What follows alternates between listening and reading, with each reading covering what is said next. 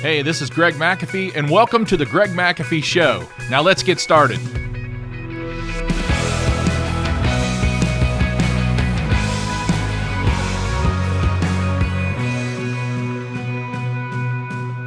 Hi, Greg McAfee here, and welcome to the Greg McAfee Show. Guys, if you have not subscribed to the YouTube or to the pod channel, feel free to do so right now, because each week I put out this content because I care about you and your company, and I want you to succeed. So hit that subscribe button right there and turn on your notifications. And on every Tuesday, we will put out a new episode, and you'll be one of the first to see it. Okay? All right, today, how many of you guys think you get in your own way? I tell people all the time, that most of the problems within my company, I caused. And if you could admit that, most of the company, if you can admit that most of the problems within your company you caused, you are more likely to succeed. And let me tell you why. Because you are more vulnerable, more humble. We're all vulnerable, but we're not all humble. If you want to argue with who started the problem, you're in the wrong business. As business owners, our job is to admit when we're wrong, because you'll never get ahead if you don't. Let's just put it that way. You'll never get ahead if you don't. And we get in our own way. We get in our own way often. And let me tell you something. Your team knows that. Your team knows you caused the problem. Your team knows you're in your own way. Your team knows when you have an ego. Your team knows when you don't admit you're wrong. They know. They see it.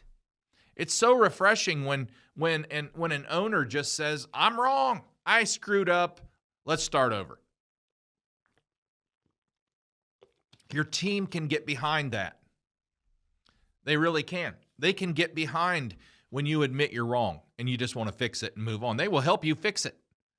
It's refreshing to know when someone says they're wrong. It really is, especially in today's world. So I'm going to give you 5 quick tips for getting out of your own way, because we get in our own way. And we've all been there. We've all struggled with it. And we all have. If you're listening to this podcast, you probably have the motivation to move forward. And sometimes we just jump too fast. Ready, fire, aim. That type of attitude. I mean, that's who we are. Sometimes that's what we do. Not everyone, but a lot of us. And most of the time we get in our own way. And sometimes it can be, if you're not jumping the gun too fast, sometimes it can be you procrastinate too long. So one way or another, you're causing problems within your company. And your team is either wanting you to slow down a little bit. It's kind of like the business owner that goes to a seminar and comes back with 50 changes.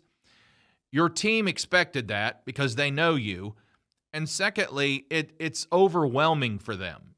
You can't make 50 changes. Now, you can make 2 or 3, but you can't make 50 changes. Terrible idea. But your team also knows if you're a procrastinator, they're wanting things to happen. They're saying hire more people. They're saying buy more trucks. They're saying buy more equipment. They're saying put another manager in place.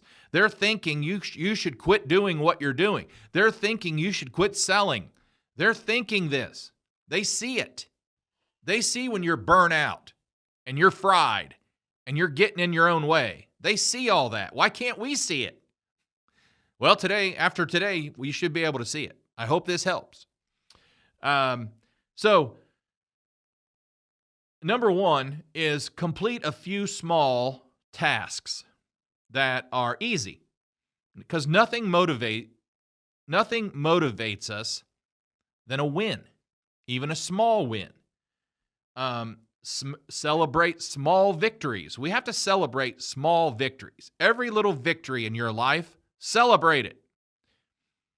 Celebrate it. It's kind of like making a to-do list. You make a to-do list, you're writing all this stuff down, but then you forgot to put one on there and you knock it out real quick. I don't know about you, but I write it on the to-do list. Then I cross it off because it's motivation. It's a win. I got it done. Celebrate wins. Start off your days on the right foot. Don't overwhelm yourself. Start with 2 or 3 things and get them done. Once you get enough wins in your book, then your confidence level will rise, and you'll start achieving more, because confidence breeds confidence, and confidence breeds success. And there's a lot of business owners that I coach that they tell me, I lack confidence in that area. I'm not sure of myself in that area. That's lacking confidence. And we gain confidence by winning. Continue to win. Measure small victories. That's a big key.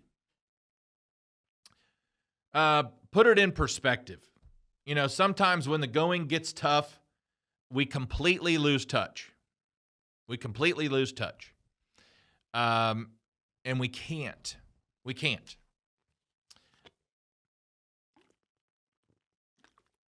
The going's going to get tough, guys. It's like I said last week.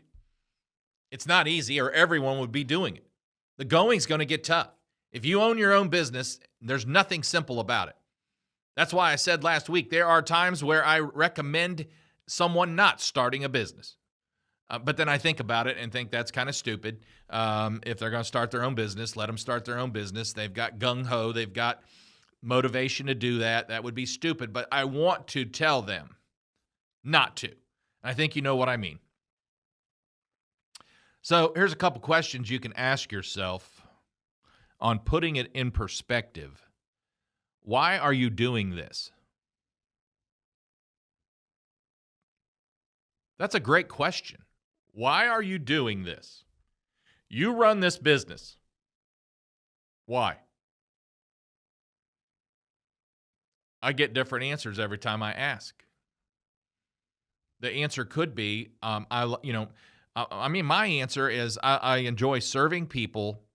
I enjoy hitting goals, and I had a calling to start this business. I really did. I look at it as a calling. It was a calling to start this business.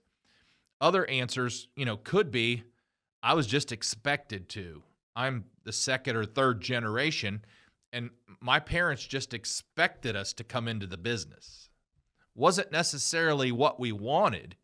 It was just expected of us. That's a tough spot to be in.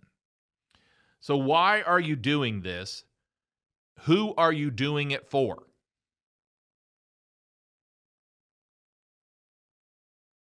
Who are you doing it for? That's a great question.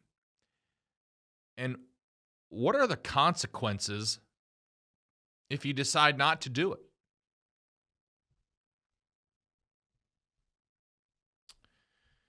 Some good questions, deep questions to ask yourself. They say now's a great time to sell a business. It's a seller's market. If you're miserable doing it and you don't want to do it anymore, now's the best time to sell. But you have to ask yourself, what are the consequences and who are you doing it for? I just want to prove I can do this. Well, that's the wrong reason.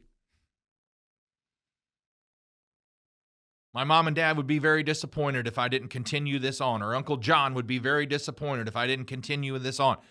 That's the wrong reason. So we get in our own way. Remember the topic. And I want to help us get out of our own way. You could be in a situation where you just don't want to do it anymore, but you're a big enough company where you can hire someone to run the darn thing, and you can play another part. People do it all the time. The next one is focus on positive self-talk. Now, I read a book years and years ago called Be Careful What You Say to Yourself. And that was an excellent book. It's probably still out there. I don't remember the author. Be careful what you say to yourself, because what you say to yourself, your brain, again, God made our brain. It's bigger than any computer ever built. It will hold more data than any computer ever built. Now, for some of us, that's not the case. Sorry.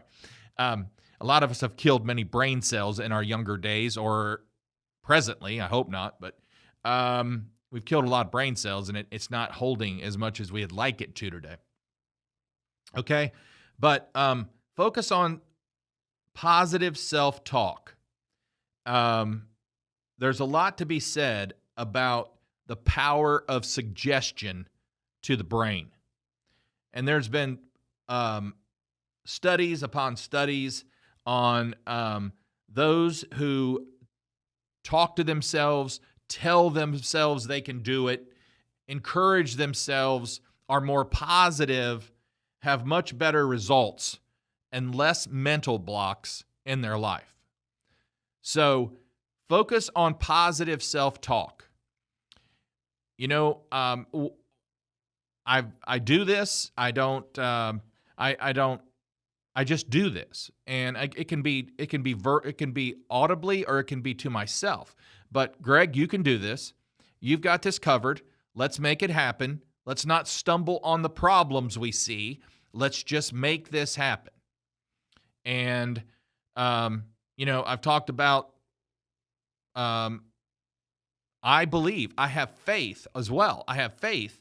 When I talked about, I believe it was last week, when I talked about two service techs putting in their 2-week notice within 20 minutes of each other, who had been with us quite a while, but were never happy, always disgruntled, always complaining, always crying, didn't want to work long hours, blah, blah, blah. I just have faith in God that He'll provide more service techs. It can't be that hard for God. He knows who they are already. He knows they have a great attitude. He knows they want to work for a company that cares about people. And He knows they just want to be part of something like this. And I just believe it. And I'll let you know when it happens, because I just believe it. And I tell myself that. And when I pray, I tell God, this is what I need. But I'm all about positive self-talk. Try it sometime.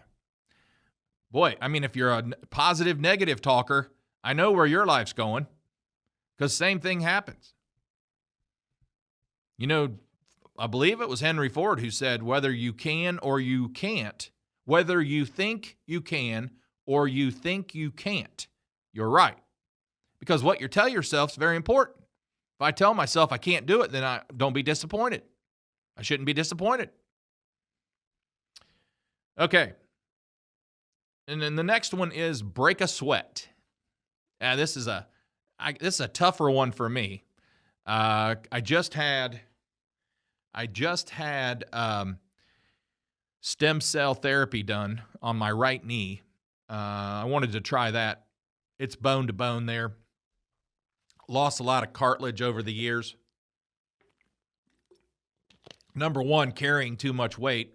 Number two, being in the Marine Corps and carrying too much weight, and jumping out of things and sports in high school and all that kind of stuff. But both my knees are shot.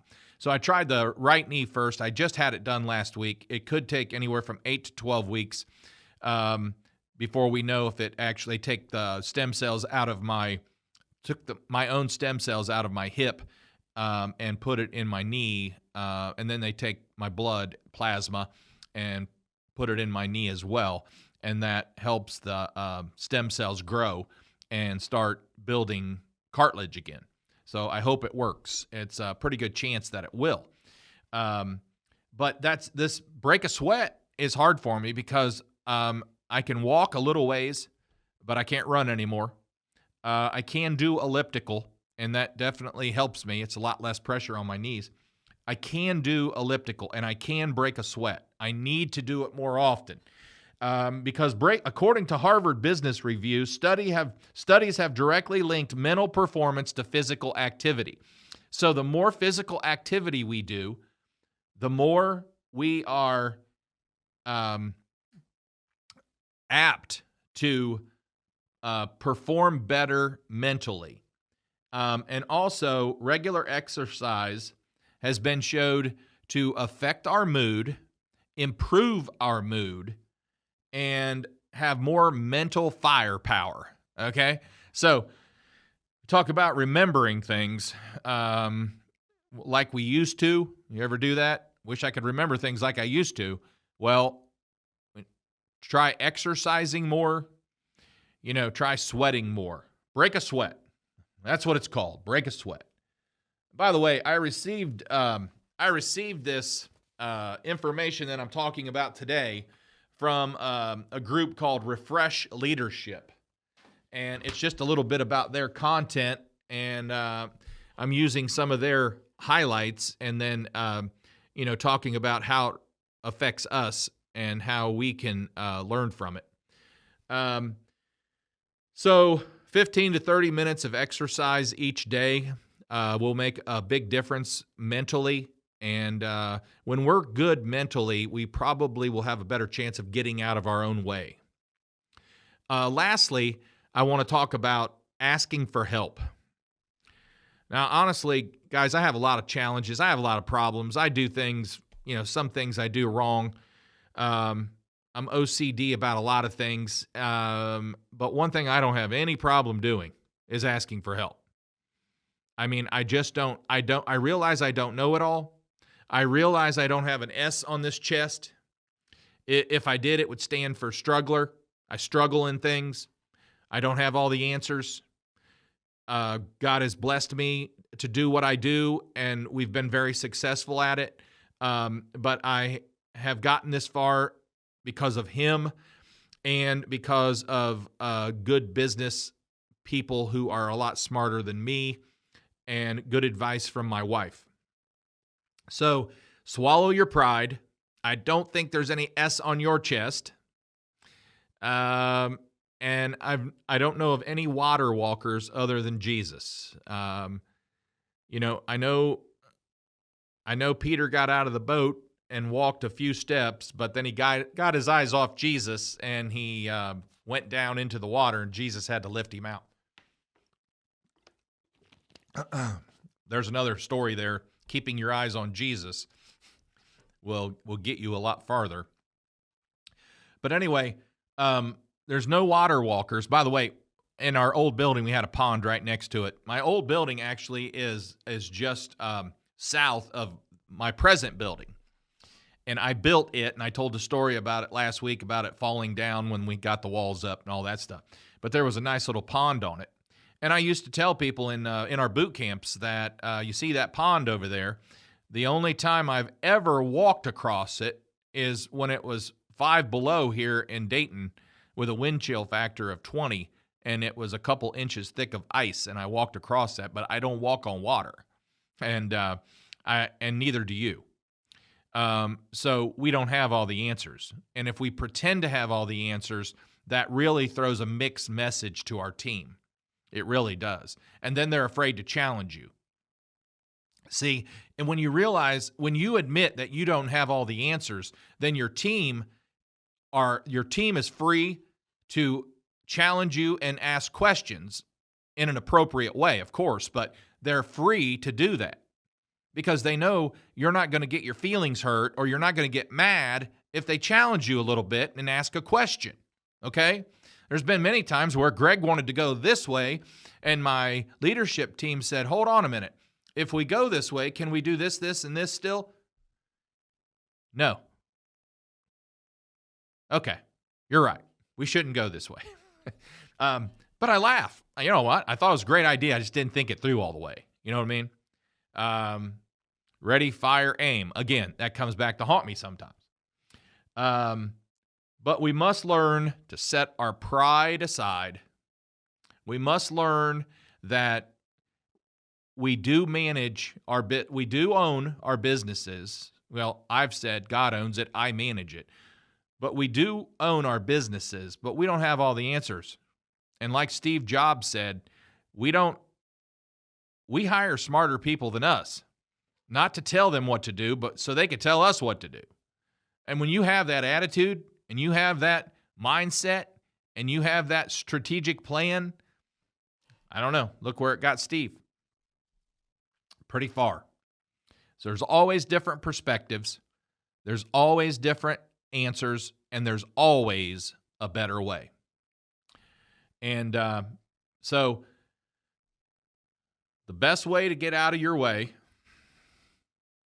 is to take some of this advice, think differently, get some exercise, swallow your pride, ask for help for sure. Meet with your team often. Not your whole team. I mean, meet with your leadership team often. Even if you just have another manager, meet with them often. Discuss ideas, share things. You'll be much further ahead by doing that. And then also meet with your team, whether it's once a month or once a quarter or twice a year, but meet with your team so they know what road you are on and they know where things are going. That always helps them as well. So get out of your own way. I hope this helps. Have a great day.